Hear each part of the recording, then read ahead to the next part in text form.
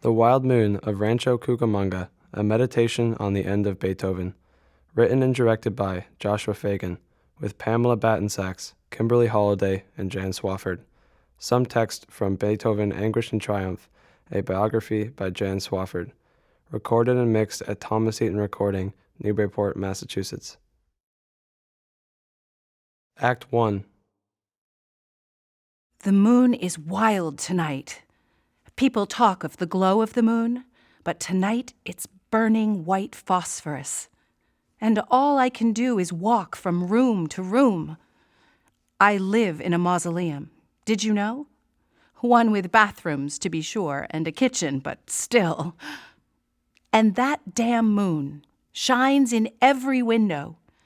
It pours music through each pane and fills the place up with notes. A tsunami of notes. I'll sit and watch the harmonies rise to my ankles and then my knees and then all the way up to my waist. Melodies ripple across the surface and still more music rushes in. I'm drowning in the stuff. Tonight, it's Beethoven. I played Beethoven for eons, but it was very dangerous. Very dangerous for me to play Beethoven. Once you start, just one sonata, one movement, one phrase, one bar, one chord, one note. Your life will teeter on the brink, and who knows if you will ever be able to pull back from the precipice.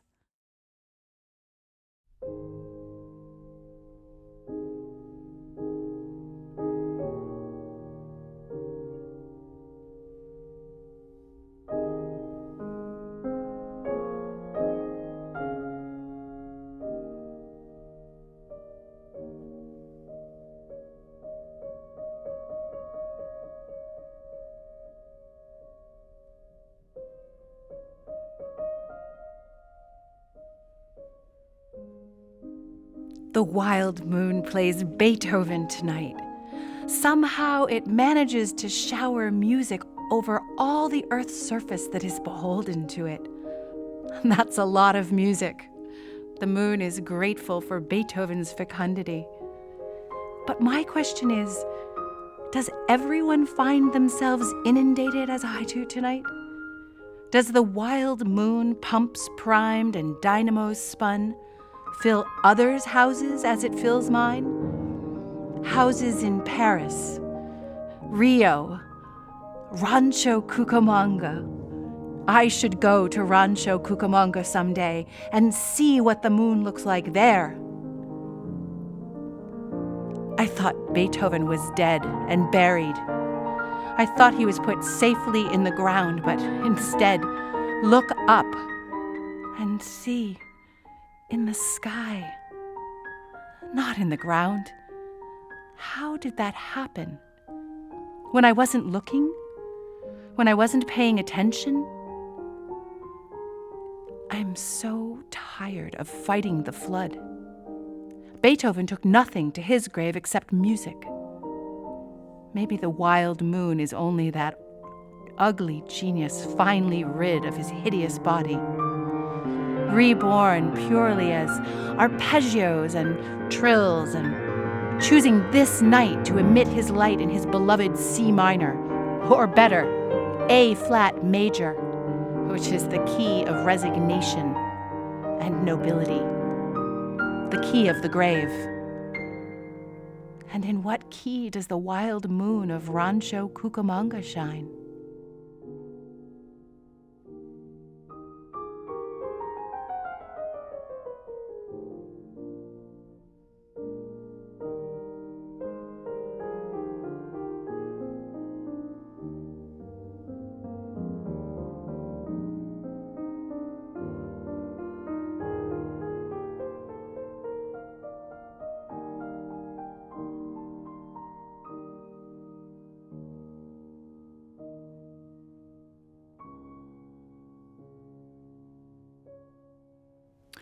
All the late music was to take somewhere between decades and a century to emerge fully into the repertoire, free of questions of Beethoven's sanity and the mutterings of the harm that deafness did to his work.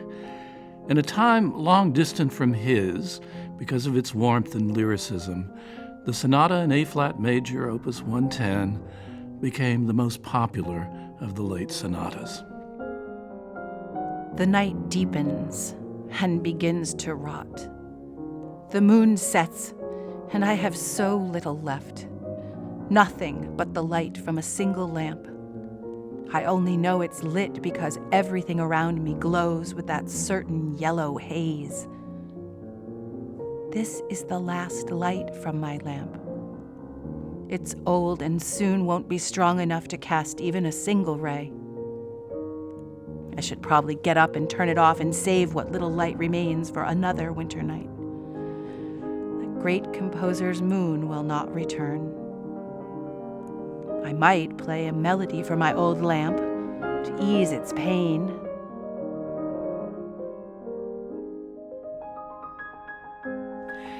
It begins with an almost childlike theme of surpassing tenderness, a voice clearly Beethovenian, but never quite heard in the world before.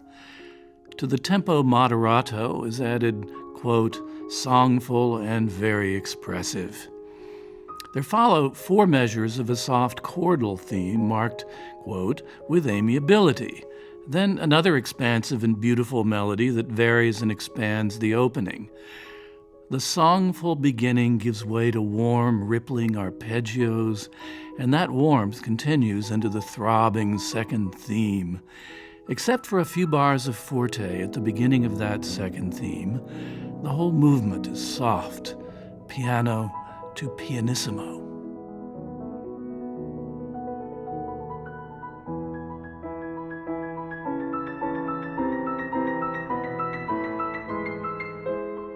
I can't understand why the seasons go as they do. Spring, summer, fall, winter. It's pretty clear that's backwards. Winter comes first, and with winter comes the insatiable desire for light and heat. It's impossible to focus on anything but the absolute certainty that everything underground is just waiting to begin again and restart the circle. Here is an example of the capricious surface of much of the late music. From measure 30, there's a high register, exquisite theme of 2 bars that's varied in the next 2 bars. Then comes a slow shimmer of 6 beats, 3 bars of transition. Then the second theme proper sings in the low register for 3 bars before giving way to another little new idea, then another. There's a sense of the composer picking up an idea, playing with it, then dropping it for a new one equally beautiful, like a child putting down a toy and reaching for another. Yet, unified by inner motifs, the kaleidoscopic train of melodies and textures and feelings does not fall apart, but rather flows and sings ceaselessly. Beethoven, the consummate master of form and continuity, seems now to have the ability to go from anywhere to virtually anywhere else and make it work.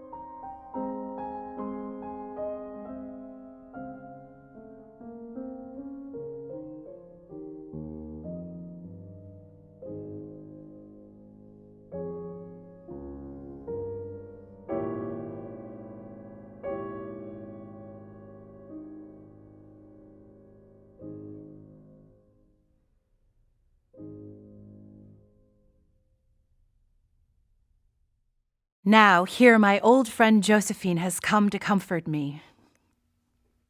I hate Beethoven. Why, Josephine, I haven't seen you in 24 hours. 48. I came to see you on Tuesday. Today's Wednesday. No, it's Thursday. You're in the wrong time zone, dear. It's Thursday. It has nothing to do with time zones. It has everything to do with time zones. Zones, Josephine. I'm in my zone, you're in yours. We're just in different zones. Hush. Do you want some tea? It's a full moon tonight. Beethoven's moon. Of course I want some tea. Beethoven. It's as if you've taken him as a lover. He has taken me. He has taken all of us. And should we all feel misused by him? Perhaps you should listen to some more popular music? I listen, but it doesn't matter. It's all Beethoven in an unwitting guise. Josephine, where did you go? Where the hell did you go? The kitchen, Flo. The kitchen, to make us some tea. You're too young to drink tea. No, I'm not. There are no age restrictions on tea. Well, give it here. I didn't finish making it yet. Doesn't matter. Give me the cup. Oh! Beethoven again? Yes. Turn it off, please. It's not on, Flo, dear. It never is. There is nothing to turn off. You're wrong. I can hear the Furies descending. I can hear him.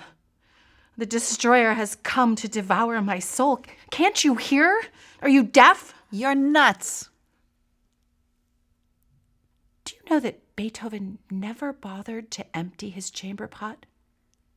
It sat under his piano, full, while he was composing.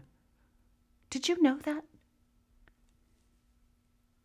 Here, let me finish what I started. Do you want a biscuit with your tea? Come to your senses, Josephine. Well, Beethoven had to eat too. Why don't you just take a deep breath and I'll quickly return? It'll be my last breath, and that's for absolute damn sure. You won't die before your time.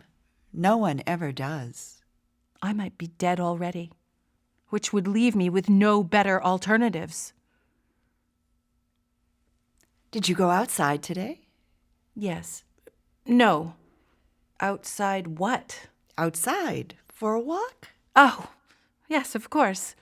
I walked down to the construction site. What construction site? Where they're building the factory. They're not building a factory. They're tearing one down. What's the difference? Big difference, I'd say. Well, the workers don't seem to notice. They were moving big things around with big machines. Yellow ones, mostly.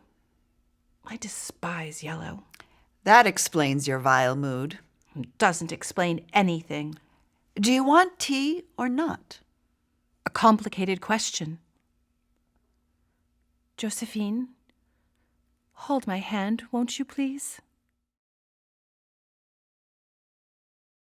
Don't patronize me. I only wanted a little intimacy. Flo, we've been friends for years. I visit you constantly. We talk about the most intimate things. That should be enough for you. It is, Josephine. Truly it is. My apologies. I'll go get your tea if you'll let me. As you see fit. I'm not your boss, Josephine. I'm not anyone's boss. I don't tell people what to do, or if I do, it's always in a pleading way. I'm a supplicant. That's what I am. I beg, I grovel, I prostrate myself at the feet of people who are powerful and rich and live to have others lower their gaze when approaching. Everything I have has been begrudged to me. I'm an untouchable. I'm used to it. That's nonsense, and you know it. You just like to make speeches. True enough, I suppose. Will you play today? Do you care? You haven't played in a month. My piano is broken. When I play, the notes, they don't come out right. It isn't broken. The problem belongs to you, not the piano. Who are you to say that to me? What can you play? That's neither pertinent nor fair. No, I will not play today. I don't want to. My piano is broken. What's wrong with it? It has no legs. So? You don't play the legs. You play what's between them. And what would I play? Beethoven, of course. I haven't played in a long time. The memory has left my fingers. Then you should practice. I'm done practicing. I should know it by now. Then play for the pleasure of it. Ha! Well, that shows how much you know about music. I know what I like. The last refuge of ignorance is to say something like that. I guess you don't really want any tea. All right. I'll practice. This afternoon when you leave. Why not now? I'll stay. I like to hear you practice. It's personal, Josephine. Tea? I can't stay anyway. I have an appointment. An appointment? With whom? It's personal, Flo. From tender lyricism to farce. For the second movement, a rambunctious two-beat scherzo based on two well-known German folk songs. First, My Cat Has Had Kittens. Second and more intriguing, I'm a slob, you're a slob.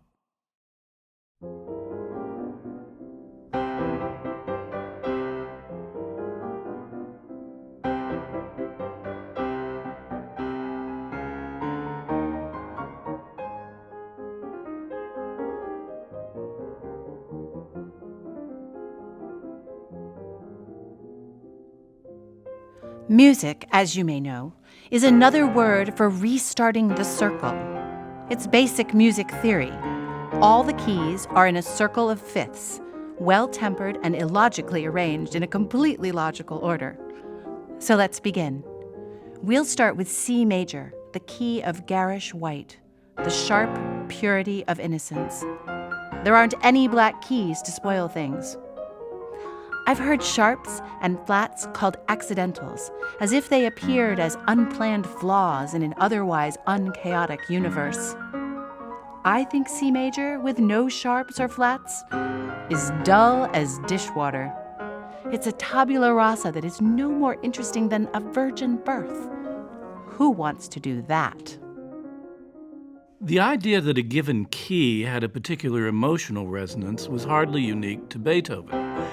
Just as there were long-standing associations of musical gestures with particular emotions, there were also associations with keys. This was not entirely an arbitrary matter because it had partly to do with the tuning of keyboard instruments. The minor keys are as different from the majors as the moon is to the sun. Both live in the sky, but the moon seems so much more human. It absorbs all our miseries and returns to us only soulful, melodic phrases containing sadness and tender inevitability. The sun, on the other hand, cares nothing for us, and instead boasts and blazes white-hot with blaring brass fanfares. I love the moon so much more.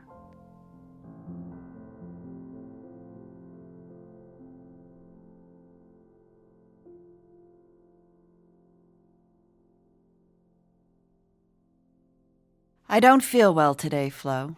Why? I can't say exactly. I have an ache. Where? Not one place, every place. It feels like I've forgotten something important and someone will suffer for it.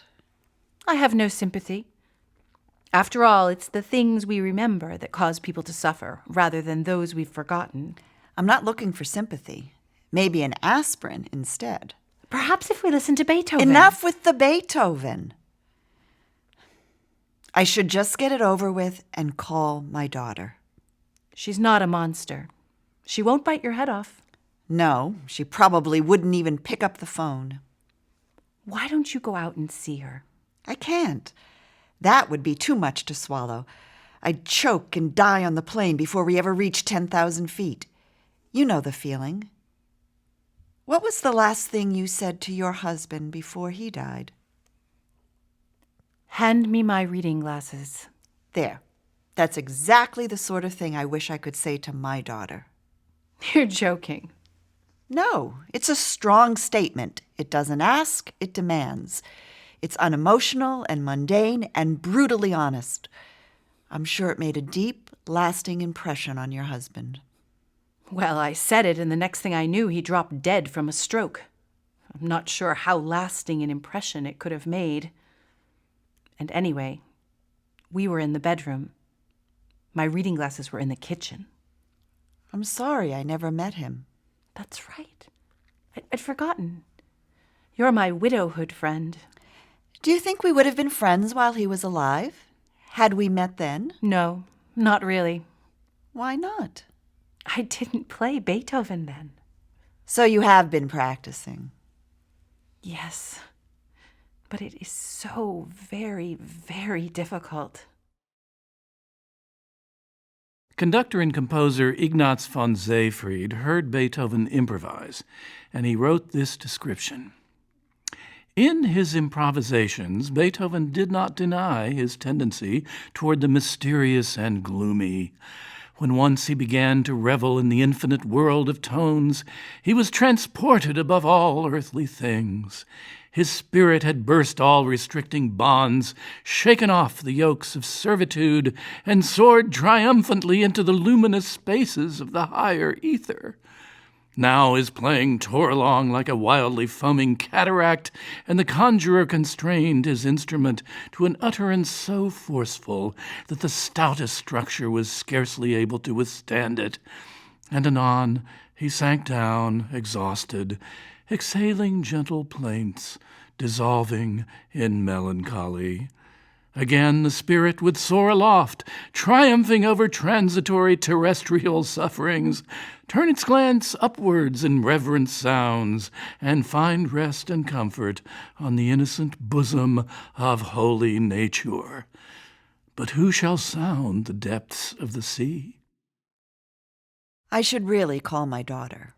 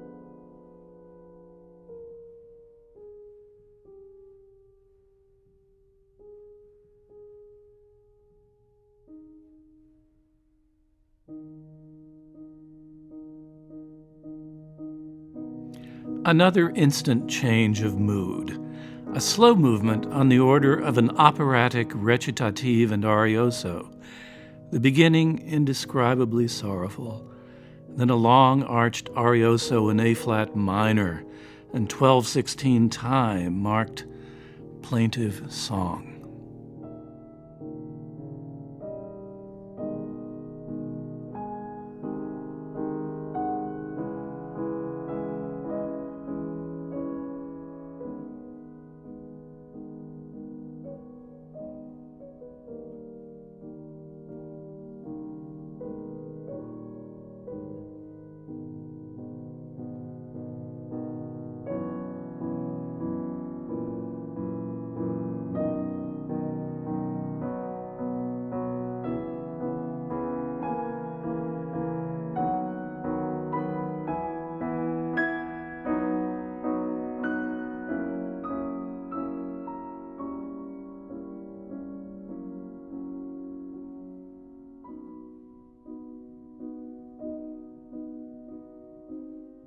Flo says that the minor keys outshine the majors by an order of 3, since there are 3 minor scales to each major.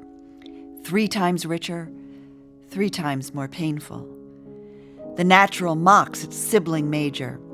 It says to the major, "Give me all of your notes, and by the simple magical act of starting 3 tones lower, I will transform the world." The harmonic raises the 7th and thereby adds a touch of the exotic East. The summer moon, now crescent and nearly expired, hovering over the mosques of Salamanca. And finally, the melodic, mestizo and sweetly ascending, and then falling back, exhausted to the tonic. Here is music rising from Beethoven's own sorrow to become universal, what the Romantics called Weltschmerz, world pain. It sinks to a whisper and a pianissimo pause.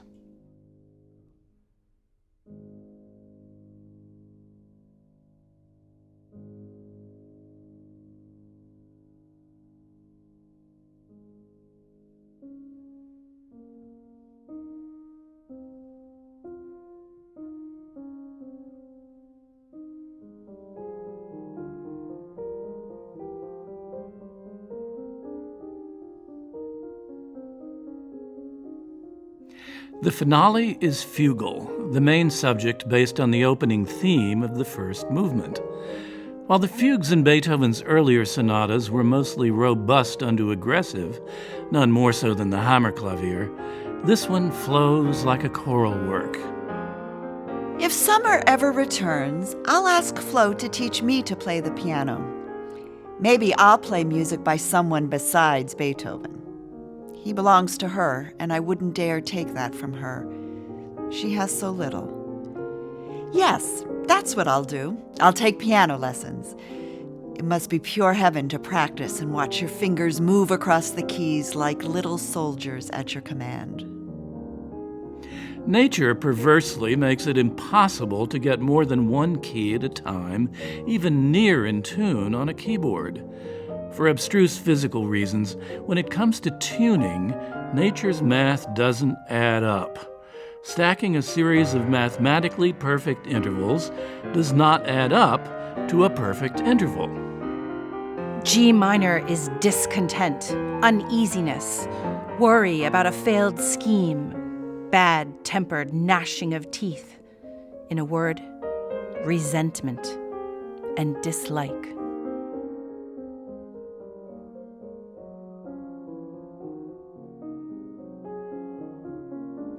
If you tune a piano with perfect intervals of a fifth all the way up the keyboard, the fifths get sharper and sharper until they're impossibly out of tune.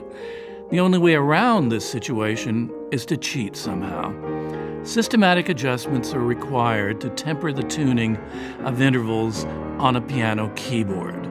The musical term for this is temperament. In Beethoven's time, the result was to give each key a subtle coloration, a personality of its own. An 18th century theorist said of his preferred tuning, quote, "If an organ or clavier is tuned according to this temperament, each key receives its own special character on account of its individual chords." I would mostly play music in G minor, but I would also learn something in a major key just to make my practicing more interesting. I would practice at night, too, with the room illuminated by the ivory-colored light from a musical moon. And then I could stop worrying about my daughter or Flo or the world's ills. I'd be left with only the death of Beethoven. As it reaches a climax comes another of those startling but somehow inevitable turns that mark the late music. The fugue abruptly falls to pieces, and we find ourselves back in the third movement, Arioso, now in G minor, and more devastated than before.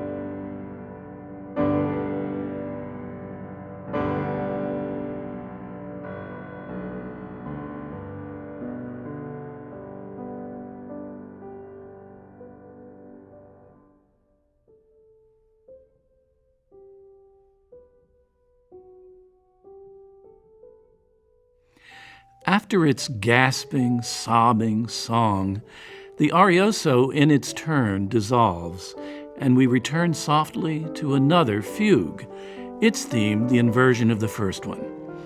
Its opening is marked, quote, little by little coming back to life. Soon the fugue theme returns triumphantly right side up, and the music gathers strength to the rippling arpeggios of the end.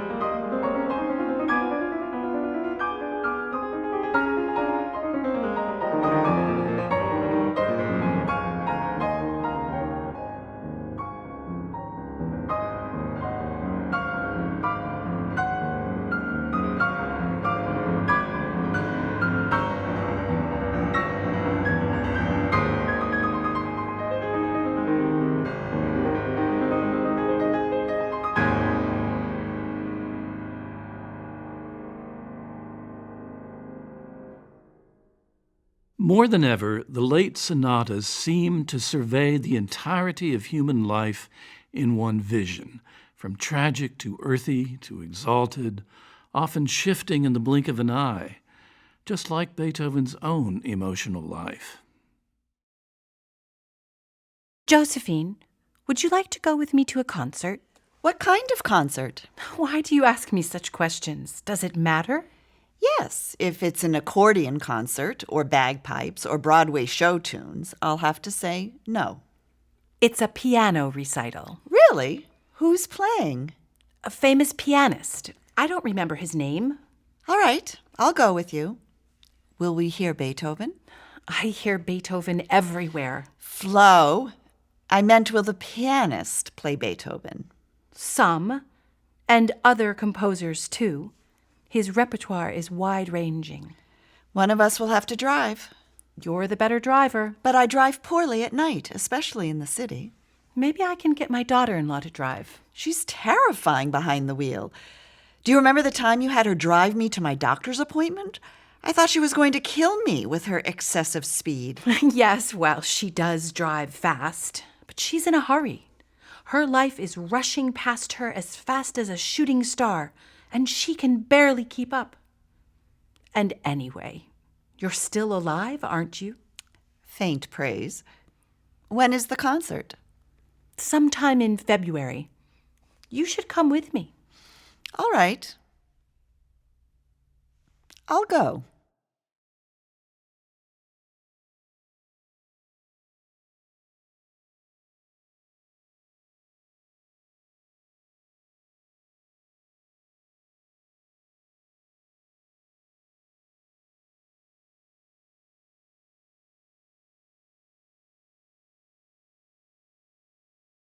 Act 2.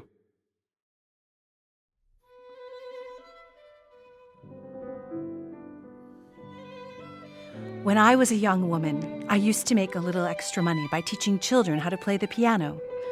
Sometimes I would also accompany other local amateur musicians in concerts and recitals. I played Schumann once for a lawyer with a lovely tenor voice. Another time, I played Bach with a librarian cellist.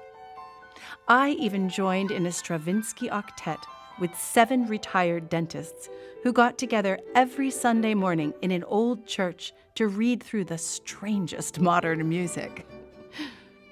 At the time, I had a small apartment, and in the sitting room sat my piano, purchased at an estate sale for $175.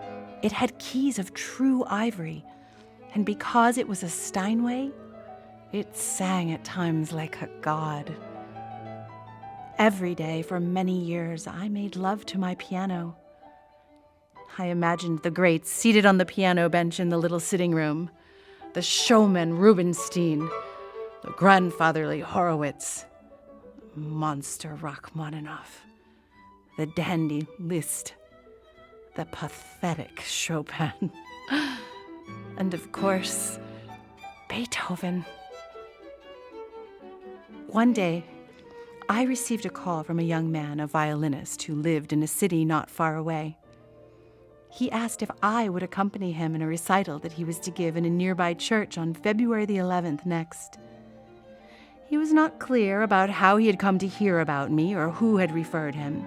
He said only that we would be playing the Beethoven G major, and he was certain that if I took the job, I would be up to the task. And he offered me $200. I said yes and ordered the music. A rehearsal was arranged a week before the recital. My young violinist had a car, so he proposed driving to my apartment where we could practice using my piano. He could sit on the kitchen chair, which I would bring into the parlor. He said he hoped that I could learn the music by then, but of course, I had known it since the day I was born. I had only to learn the notes. On the arranged date, so late in the afternoon that day had turned to night, he arrived at my door. How handsome he was! I saw immediately that his eyes were those of a musician, and his hands. They had not witnessed the sufferings of the heart, but instead gave all their strength and honesty only to their master's instrument. At that moment, I was overwhelmed with affection, since, after all, when we were young, all the music lived in our hands. The man smiled and offered a small box of chocolates as a gift. As it all happened so fast, I didn't think to shed a tear, but now, in my retelling of the story, I find myself doing exactly that. He entered the sitting room, my violinist, and sat down, took out his instrument, and began to play. Transfixed, I watched his left hand move up and down the fingerboard with an elegance that could only come from long hours of practice. At that moment, I wished, I so wished. A piano has over 250 strings. A violin has only 4.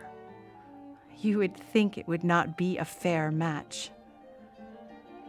But against all the odds, Beethoven turns them into lovers. What an impossible thought. Listen, as the violin hovers first over,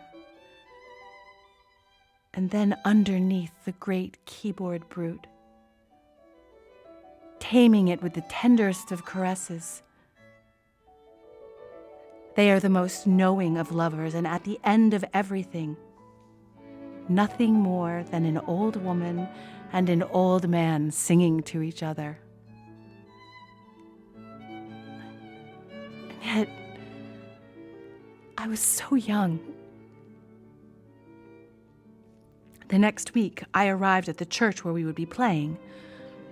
I wore a beautiful dress I had bought just for the occasion, red, shiny satin with a low cut in front to show off a little décolletage. I was much thinner then. The church had a lovely grand Steinway piano, much grander than mine.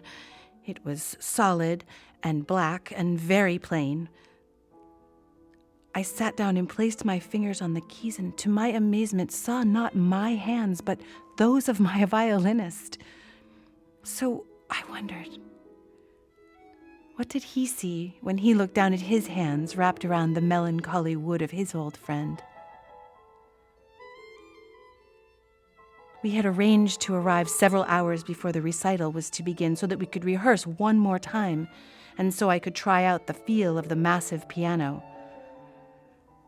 We played through the sonata, and, mostly amateur that I was, I found my hands shaking a little.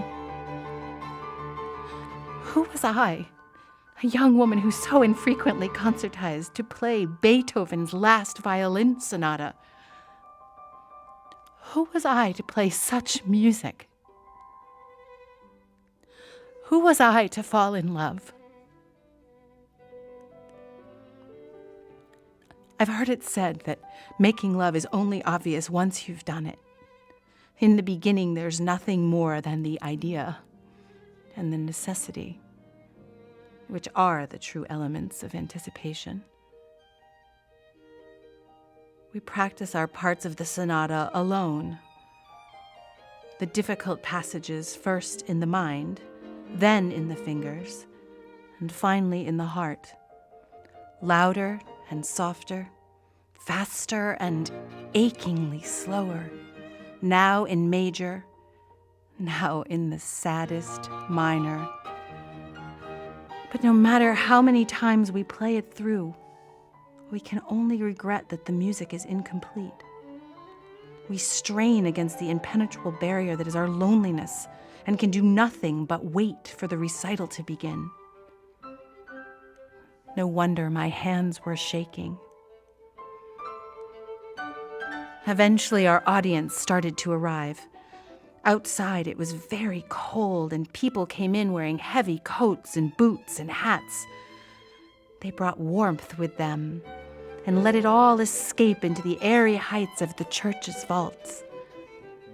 How wonderful that all these people would go out in the frigid night and gather here in the little church, all pressed together, body next to body, radiating their heat throughout. We entered, sat down, began the tuning ritual. My A, the insistent single note, floated out of the piano and expanded around us. My note was waiting for an answer, one that we already knew. My violinist's bow slid across his A string, and there were the two notes, piano and violin, different and yet quite the same. Or just off, perhaps by the tiniest fraction of a pitch.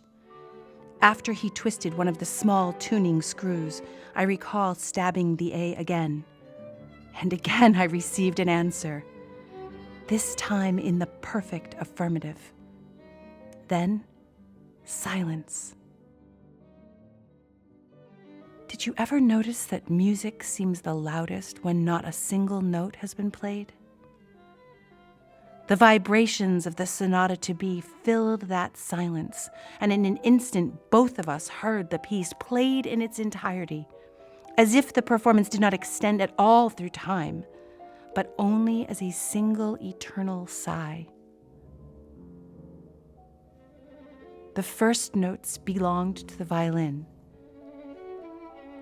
and with the little opening trill,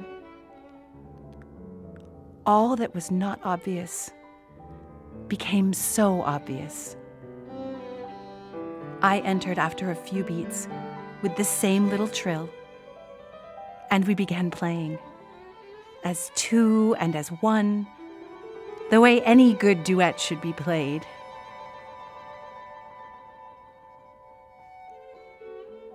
The first note leads inexorably to the last note.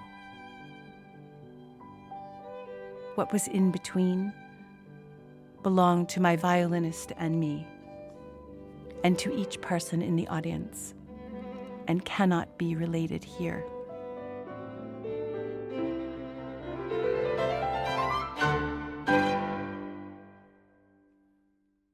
In Rancho Cucamonga, the moon is still full and wild, and the tide-pulled oceans of music ripple all around me. For Beethoven, G major tended to be a gentle and pastoral key, and gentleness pervades this sonata. The Opus 96 is not Beethoven's grandest or most exciting violin sonata, and it may be technically his easiest to play, but it's surely his greatest. Here the qualities that would mark the late music begin to take focus. The subtlety of effect, the ability to turn suddenly from one idea to another with a mysterious purposefulness, the long suspended harmonic periods, the melodic beauty, the deep-lying thematic integration based on a few motifs, the sometimes childlike simplicity that he makes touching and unforgettable.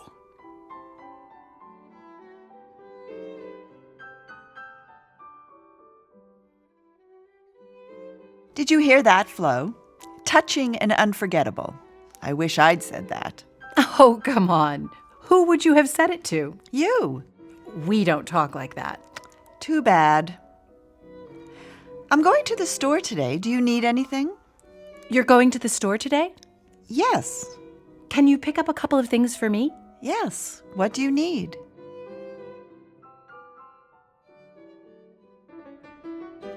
Furniture polish, bananas, chicken thighs, blueberry yogurt, toilet bowl cleaner, cashews, spaghetti sauce, taco shells, scrubbies, marshmallows, almond extract, wax paper, dry sherry and acids, muffin cups, decaffeinated coffee, ranch-flavored pretzel chips, diet tonic water, Emmenthaler cheese, herring and dill sauce, frozen French fries, frozen peas, frozen pizza, frozen waffles, frozen breadsticks, ballpoint pens, chocolate chips, lime marmalade, and couscous. What about bagels? I have bagels. You have bagels, Yes, I have bagels. In the freezer. which probably needs to be defrosted. I'll do it tomorrow.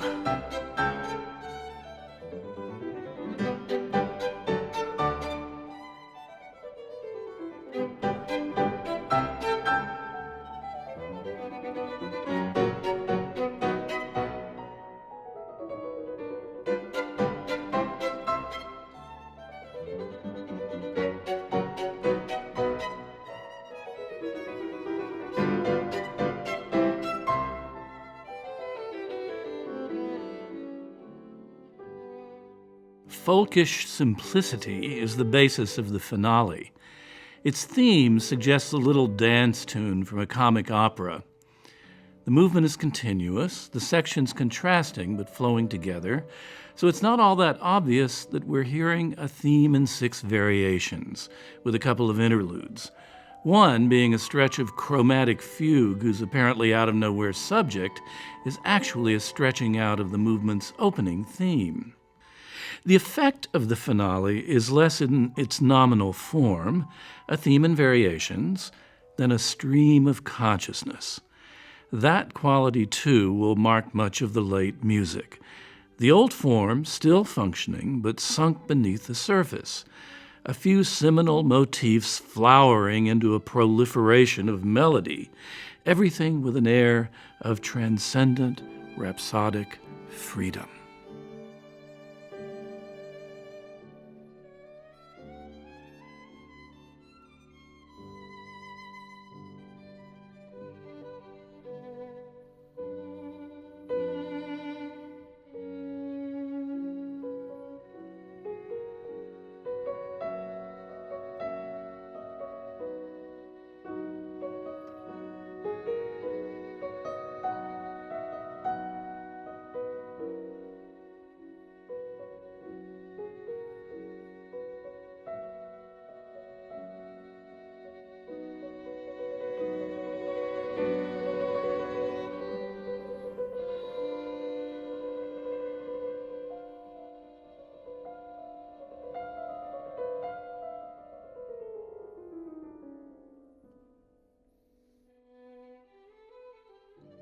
The wild moon plays Beethoven tonight, but I can't share Flo's vision.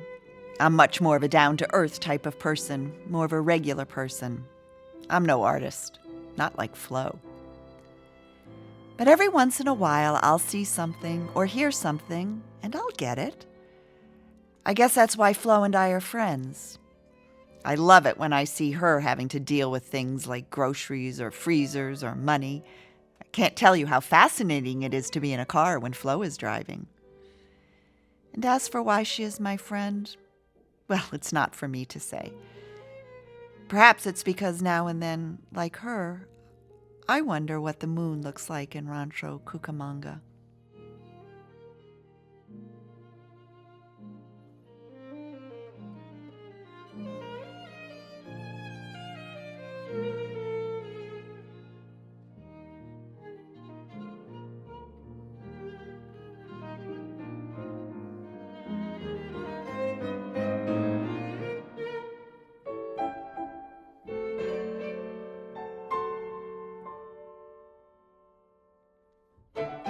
And now, the coda.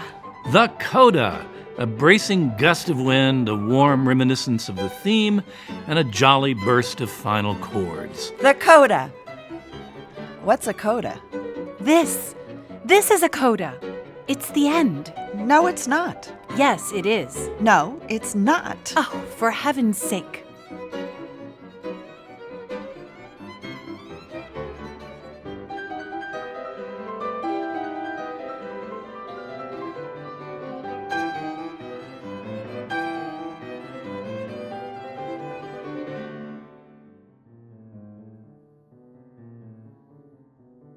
Fugue. Fugue is a contrapuntal procedure that evolved in the early Baroque period. First, recall what counterpoint is. A superimposition... Oh, shut up, will you? Sorry.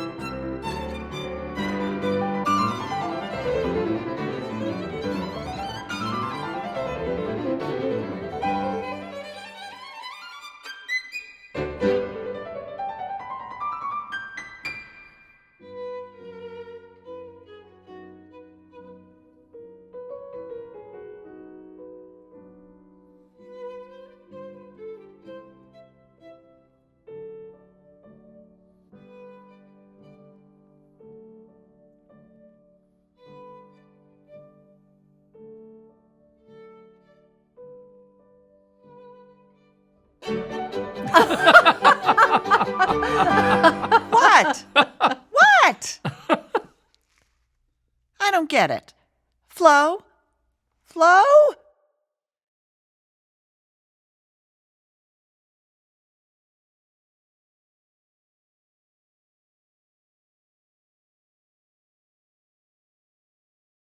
Act 3. Beethoven is dead.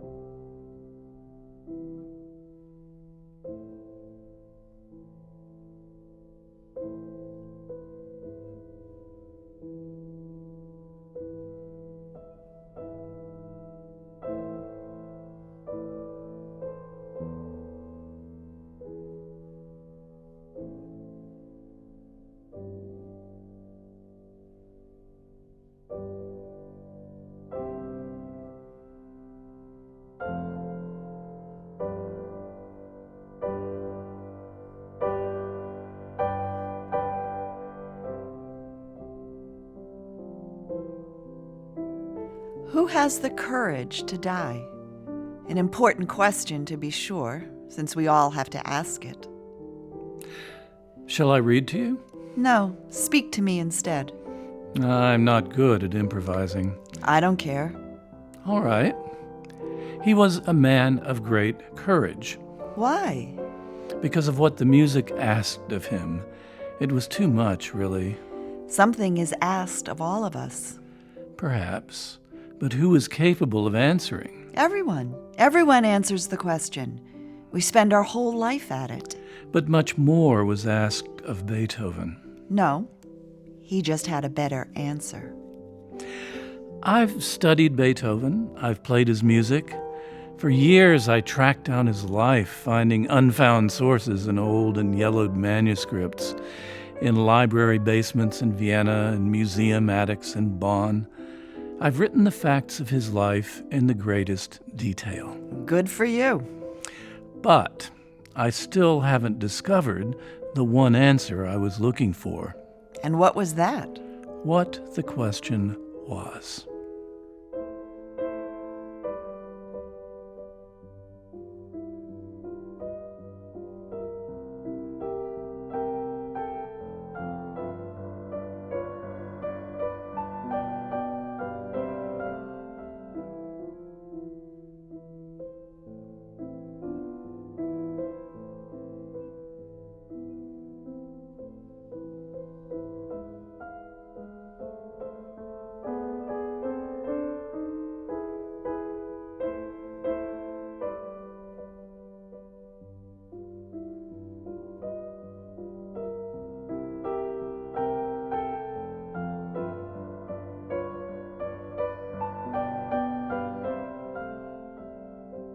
I don't want to do this anymore.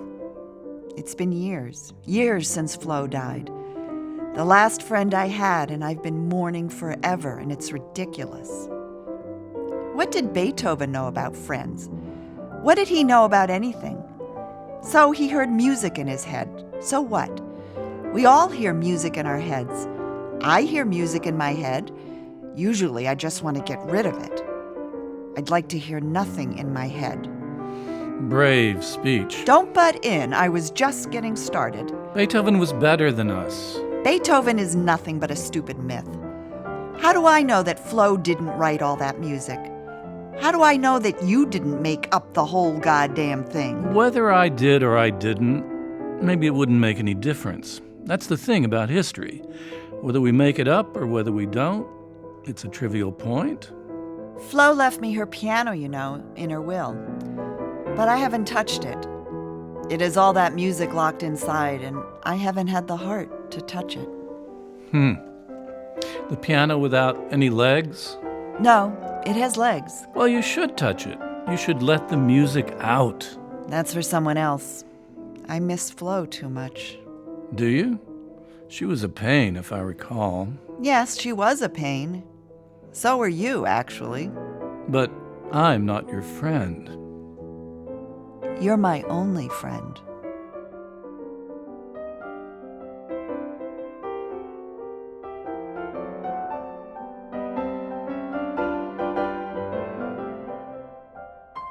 This part must be very difficult. I dare say.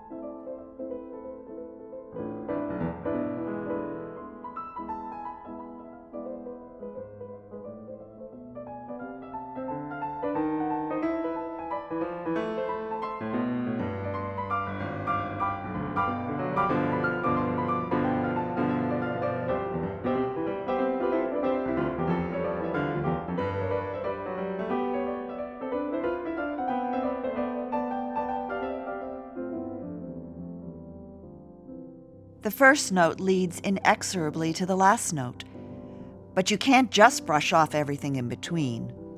Love, wonder, misery. No, you can't just brush that off. That's what Flo wanted to do. She was always looking to see how she was going to get to the end of the music, and she didn't even realize when the time came that she was playing the last few chords. I wanted her to... Well, it doesn't much matter what I wanted her to do.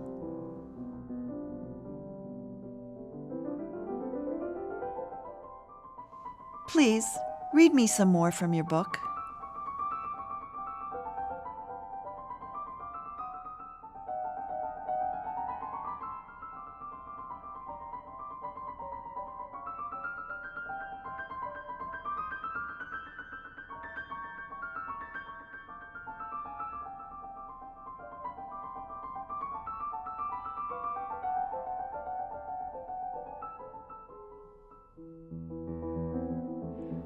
Beethoven's ultimate answer is transcendence.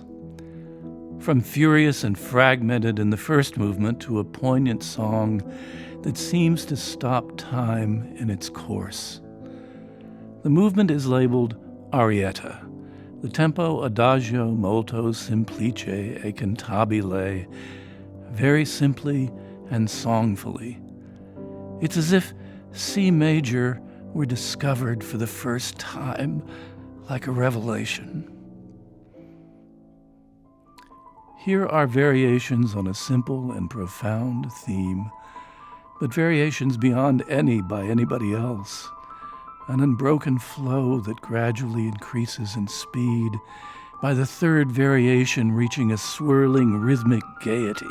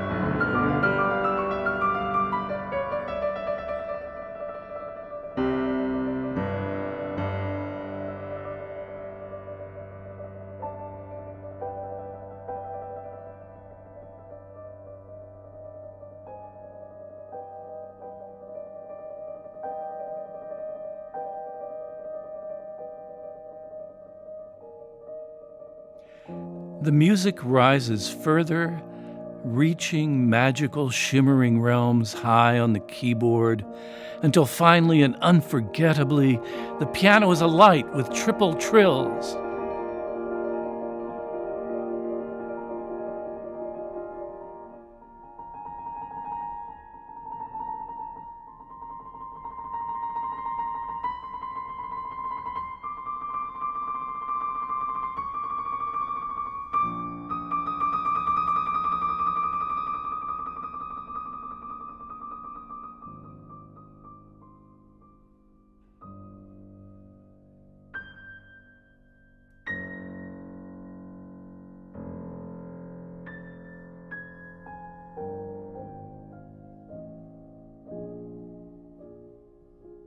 Theme and variations.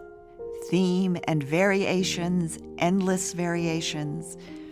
It's a big damn circle, and the same tune is always in there, somewhere, disguised a little bit, fancied up, cluttered, or stripped bare, but the same tune. And when we finally come back around, there it is, like the picture you've had on your wall forever.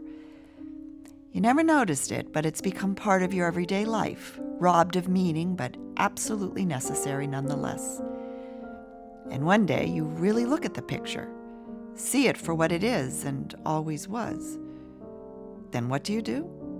Take it down and leave a bare wall? Or leave it up until it gets even more faded and dusty and familiar? Or better, maybe, would be to recollect what it was that made you love that picture in the first place.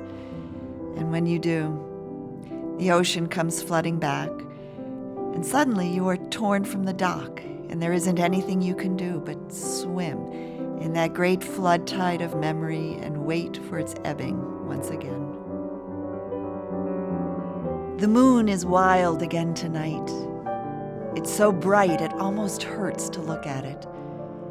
It's so bright it's casting Flo's shadows in every room, on the wood floor and the velvet couch, and onto the desk where I sit writing.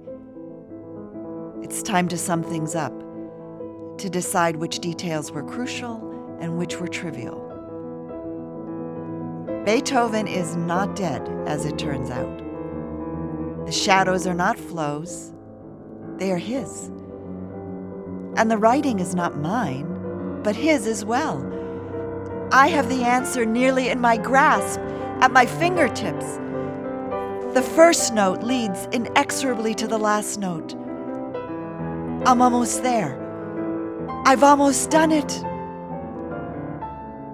And yet, I'm so tired of fighting the flood. I've run out of words, all washed away, and perhaps once they are all gone, once and for all gone and finished and silent, then that's when I'll take hold of the answer, and the question can finally be asked.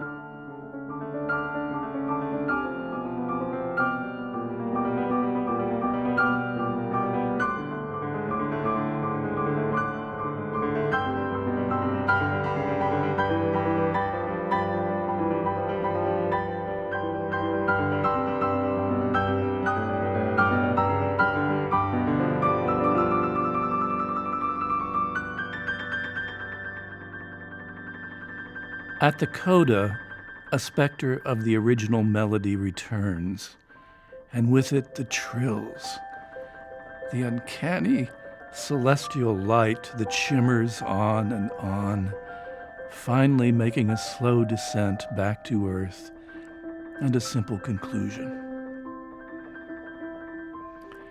These last pages are music beyond words, beyond poetry and philosophy, almost beyond earthly life, but encompassing them all.